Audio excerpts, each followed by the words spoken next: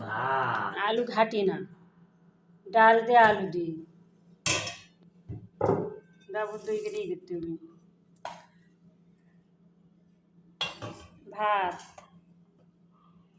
আসসালামু আলাইকুম, আপনারা কেমন আছেন? আজ আমাদের এই যে এগুলা অল্প কিছু তো ডাল দিয়ে আলু দিয়ে ঘন্ট। একবার মানুষ নেই। এটা এটা একটা ভর্তা, অল্প করে নাও আগে। ভর্তা, এটা আচার। আচার, মাছ প্রিয় আচার। চামচটা বেঁকা করে খাই যায় কেন্দে সাথে গরম দিই ঠান্ডা হয়ে যাবে না। এগুলো একটা ভর্তা, নতুন ভর্তা।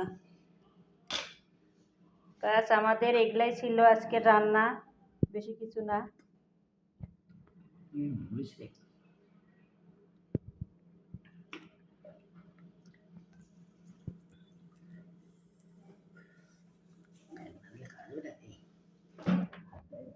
আমি তো দিব ফ্যানটা। এই ছিল আমাদের আজকে রান্না। আল্লাহ হাফিজ।